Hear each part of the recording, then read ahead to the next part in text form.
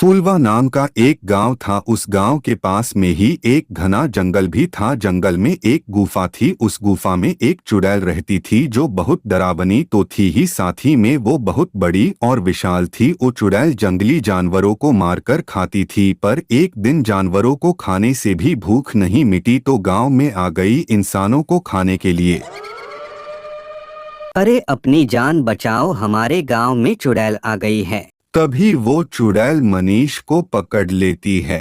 छोड़ दो हमें, जाने दो हमें, मैं तो तुम्हारे सामने इतना सा हूँ, मुझे खाने से तुम्हारा पेट नहीं भरेगा। मैं तुझे ही नहीं सभी को एक एक करके खा जाऊंगी और अपना पेट भरूंगी। हा हा हा हा हा। इतने में चुड़ैल मनीष को अपने मुंह में डालकर खा जाती है। अरे वाह, इंसान तो बड़े स्वादिष्ट होते हैं, बहुत मजा आए इसे खाकर।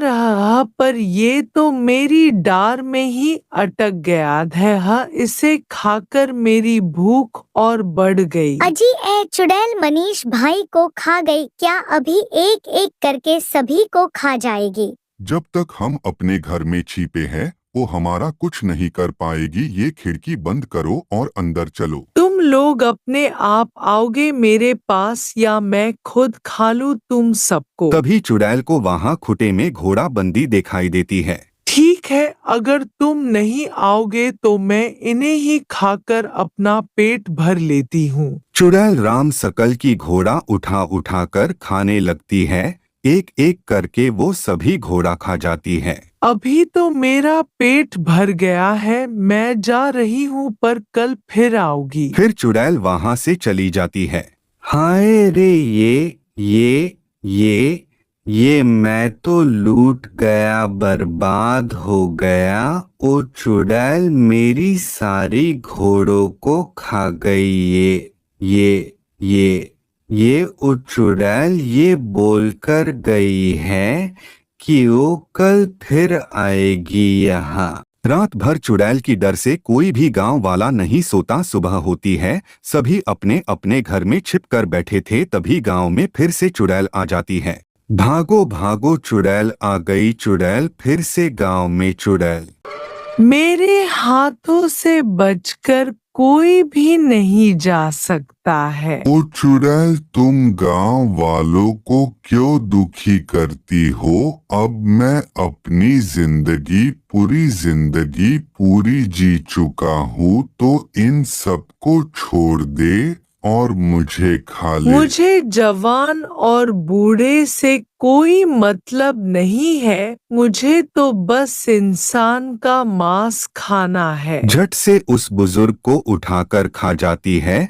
तभी हिम्मत करके किसन उस चुड़ैल के पास जाता है और उसे बोलता है, तुम रोज रोज एक एक लोगों को खाने लगी तो पूरा गांव एक दिन खत्म हो जाएगा और तुम्हारे खाने के लिए कोई इंसान नहीं बचेगा। बात तो तुम बिल्कुल सही बोल रहे हो, पर जंगल के सभी जानवरों को मैं खा गई। अब वहाँ खाने को कुछ नहीं बचा, पर मैं उसके बाद मैं क्या खाती, इसलिए मुझे पेट भरने के लिए गांव में आना पड़ा, गांव में इंसान को खाने। अगर हम तुम्हें अच्छा अच्छा खाना बनाकर खिलाए तो क्या तुम गांव वालों को खाना छोड़ दोगी? ठीक है, नहीं खाओगी गांव के लोगों को, पर याद रखना अगर जिस दिन खाना नहीं मिला तो मैं फिर से इंसानों को खाने लगूंगी। कल मैं आऊंगी, मेरा खाना तैयार रखना। चुड़ैल गांव से जाने लगती है और चली जाती है। अरे किशन भाई, ये तुमने क्या बोल दिया? तुम भूल गए शायद वो चुड़ैल कितनी बड़ी और विशाल है। किशन तुम क्या जानते हो, हम सब अपना धंधा छोड़कर उस चुड़ैल के लिए दिन भर खाना बनाते रहे। उसका पेट उसके तरह विशाल है, कभी नहीं भरेगा। हमारे गांव में अनाज की कोई कमी नहीं है, इसलिए मैं सबसे ये कहता हूँ, एक एक घर उस चुड़ैल को खाना बनाकर खिलाएगा और दूसरे दिन दूसरे घर का नंबर आएगा हूँ, तब तक हमें उस चुड़ैल को यहाँ से भगाने का उपाय भी मिल जाएगा। शुरुआत मेरे घर होगी, कल मेरे घर में खाना बनेगा उस चुड़ैल के लिए। अगले दिन सरपंच के घर ढेर सारा खाना बनता है। प्लेट भर भर के खाने के खुशबू आते ही चुड़ैल गांव में भागी चली आती है।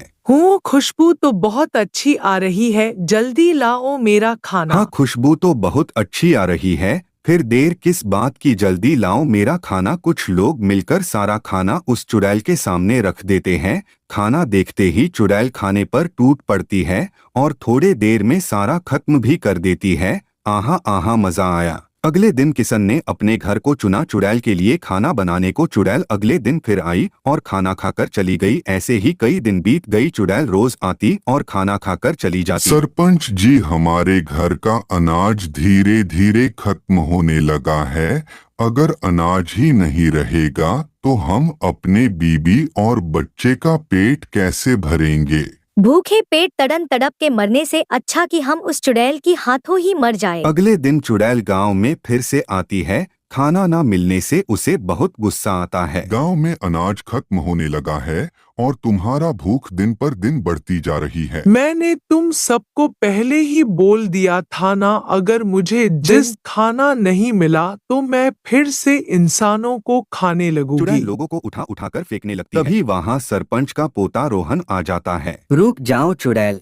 अरे बेटा, क्यों चुड़ैल से पंगा ले रहा है? देख नहीं रहा वो कितनी शक्तिशाली और बड़ी है? तेरे सिवा मेरे इस दुनिया में मेरा कोई और नहीं है। चल चलते चल यहाँ से, नहीं तो ये तुझे खा जाएगी। तुम दोनों ने क्या खुशूर फूशूर कर रहे हो? और हाँ, तुम जरा सा छोकरा मुझसे टकराने आया है। मैं कोई डरपोक नहीं हूँ जो तेरे जैसी चुड़ैल से डर जाऊंगा।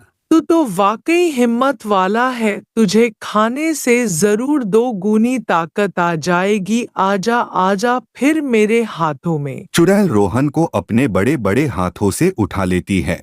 आज तो सरपंच का पोता गया, ये चुड़ैल उसे खा जाएगी। वो चुड़ैल छोड़ दे मेरे पोते को, मैं तेरे आगे हाथ जोड़ता हूँ। तुम मेरे दादाजी का बिल्कुल मत सुनो, लेकिन मरने से पहले मेरी इच्छा नहीं पूरा करोगी क्या तुम? हाँ बता, क्या इच्छा बता, क्या इच्छा है तेरी?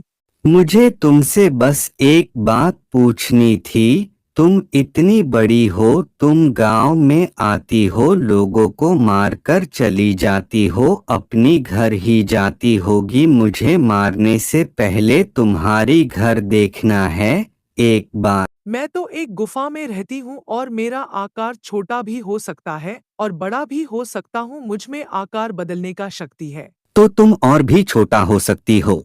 रोहन बहुत समझदार था क्योंकि शहर से पढ़ के आया था। रोहन जानबूझ के चुड़ैल का आकार छोटा करने का बोल रहा था कि चुड़ैल को छोटा करने को बोल रहा था ताकि चुड़ैल को मार सके। रोहन चुड़ैल को मार देता है और गांव वापस आता है और गांव के लोग देखकर बोलते हैं, वो देखिए ये सरपंच जी, आपका पोता रोहन चुड़ैल के चंगुल से बचकर गांव वापस आ गया। सरपंच का पोता गांव आकर सारी बात बताता है। यह बात सुनकर सारे गांव वाले बहुत खुश होते हैं और बोलते हैं कि रोहन बहुत समझदारी से काम लिया है रोहन ने, और खुशी खुशी रहने लगते हैं।